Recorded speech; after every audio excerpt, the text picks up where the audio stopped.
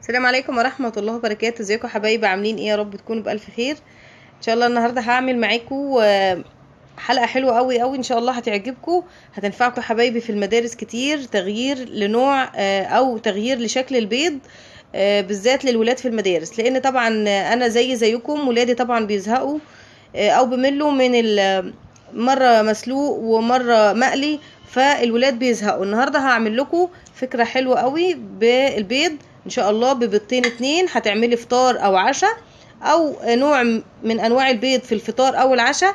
هيكون دمه خفيف وحلو قوي وهينفعكم ان شاء الله، جايز يعجب الولاد في المدارس. هي تجربة برضو، ما ينفعش للكبار يا ماما، وللكبار وللصغيرين. يعني خالتي انا لو قعدت اكل منه يعني حلو ليا. لا مش هاكلك منه. ليه يا ماما؟ بس الاطفال.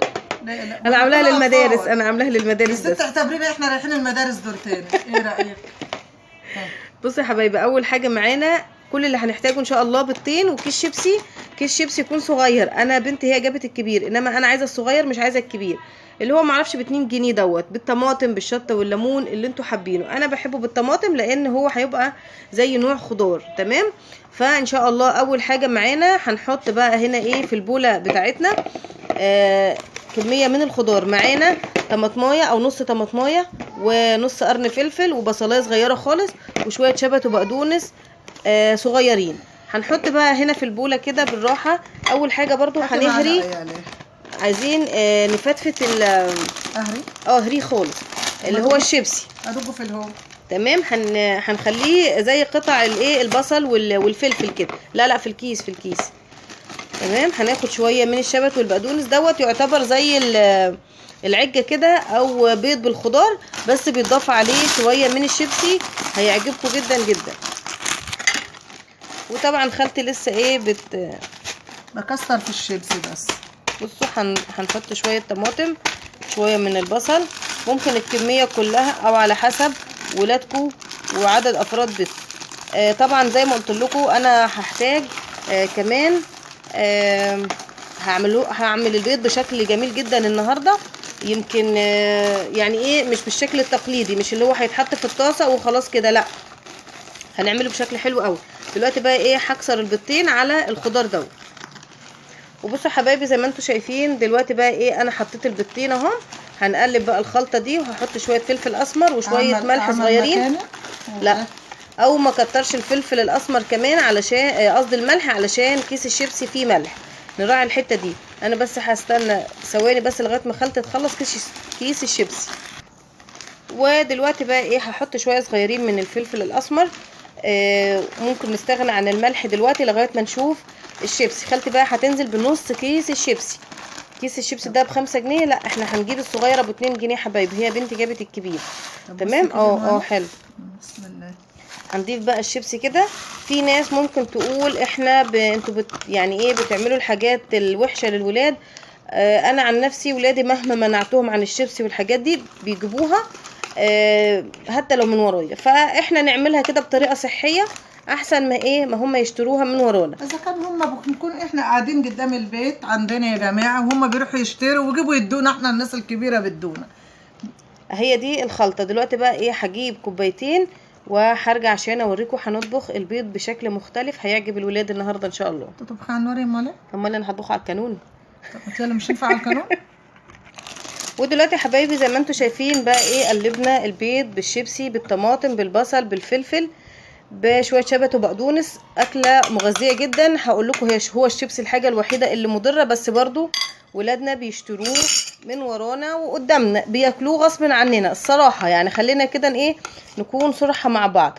فبما انهم بياكلوه فاحنا ناكله لهم بطريقه مختلفه داخل مع البيض. دلوقتي معانا كوبايتين، الكوبايتين دول انا دهناهم بالزيت اهم حتى يكون واضح فيهم.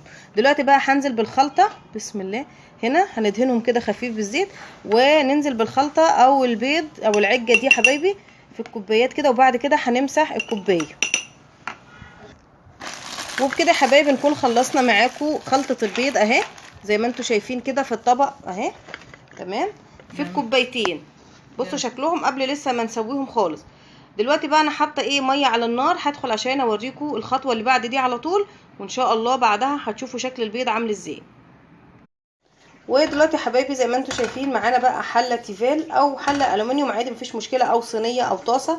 اهم حاجه ان هي تحط ايه فيها ميه، تمام، عشان هنحط الكوبايتين في الميه دي علشان هنغطي عليهم ونسيبهم يستوي حوالي 10 دقايق او ربع ساعه لغايه ما البيض ده يتماسك جوه الكوبايه ويكون جامد ومستوي 100%. وبكده يا حبايبي زي ما انتم شايفين اهو شكل البيض في الكوبايات جوه الميه، تمام. هنغطي بقى عليهم بغطا او بطباق من طباق الفناجين او اي حاجه ونسيبهم لغايه ما يستووا نهائيا. هنكشف عليهم كل فتره كل 5 دقايق نشوفهم، نعمل زي اختبار كده ليهم ونشوفهم، بس هما بيقعدوا من 10 دقايق لربع ساعه لان بيستووا على البخار على نار هاديه خالص، تمام. وبعد ان شاء الله ما يستوي هرجع اوريكم شكل البيض وانا بقطعه قدامكم بشكل مختلف وشكل جميل جدا هيعجبكم هيعجب ولادكم. ورجعنا لكم تاني حبايبي زي ما انتم شايفين ده شكل الكوبايه البيض بتاعتنا اللي انا عملتها معاكم اهي. بصوا بقى انا فكيت واحده والتانيه اهي، تمام. شايفين بطرف السكين كده ونروح فاصلين البيض عن الكوبايه، هي بتتفصل بسهوله وبنضغط كده بالراحه اهي وبتطلع معانا، تمام. يبقى ده شكل البيض يا حبايبي. دلوقتي بقى هنعمل ايه؟ هنقول بسم الله ونبدا نقطع فيه، بس ممكن نستنى بس 5 دقايق لغايه ما يبرد عشان ما يتهريش مننا، لان صراحه كانت الكوبايه سخنه شويه، فاحنا هنسيبه 5 دقايق بس لغايه ما يبرد معانا عشان وانا بقطعه ما يتهريش مننا. بصوا يا حبايبي زي ما انتم شايفين، بصوا بقى دي التانية انا قطعت الاولى اهي، انا قطعت واحده، تمام. هوريكم بقى التانية بتتقطع ازاي، برضو على الرغم ان هي لسه دافيه يعني صراحه. انا يعني هي الحته الاولى بالراحه خالص اهي، والله العظيم طعمها في منتهى الجمال في منتهى الجمال. انا لاول مره اعملها، اول مره اعملها، شايفين اهي. وبنرص بقى ايه في طبق هنا جانبي كده، وممكن نمسكها كده بايدينا وبالراحه برضو علشان ما تتهريش مننا اهي يا حبايبي. وبنحط كده جنبنا دي تتعمل سندوتشات زي اللانشون يا حبايبي بالظبط. بيتحط معاها حته فلفلايه صغيره كده، حاجه كده ايه تغذي الولاد في المدارس بالراحه كده. وهنرص في الطبق بتاعنا كده، وهنرص كده. وشوفوا من بيضتين 2 وكيس شيبسي عملنا كميه بيض قد ايه. وعلى فكرة ممكن كمان نشوحها في سمنة في معلقة زبدة يعني قصدي، وتكون نحمرها يعني، تمام. وبكده يا حبايبي نكون خلصنا معاكم طبق البيض الجميل بتاعنا اهو للمدارس. طبق في منتهى الروعة والطعم في منتهى الجمال، واتحدى اي حد يعمل الطبق دوت او البيض بالطريقة دي ويجي في الكومنت يقول لي كان طعمه وحش. للأمانة طعمه حلو، انا بقول لكم للامانه. فدوت طبق البيض بتاعنا حبايبي اهو، من بيضتين 2 عملنا كميه بيض قد ايه بشويه خضار وشويه شيبسي من اللي اتبقوا من الولاد كده. ممكن تعملوا بيها طبق كبير من البيض، هينفع معاكم فطار او عشاء او في المدارس وفي الرحلات يا حبايبي. بتحط كده في السندوتشات العيش الفينو، وبألف هنا وشفا لاولادنا وحبايبنا في المدارس ان شاء الله. وطبعا اذا عجبتكم الحلقه ما تنسوناش بلايك وشير وسبسكرايب للقناه علشان طبعا الفيديو يا حبايبي يوصل لاكبر عدد من الناس، واللي اول مره يشوف القناه بتاعتي يشترك في القناه، وان شاء الله محتواها هيعجبكم جدا جدا بامر الله تعالى. وما تنسوناش بدعوه حلوه. مع الف سلامه، مع السلامه.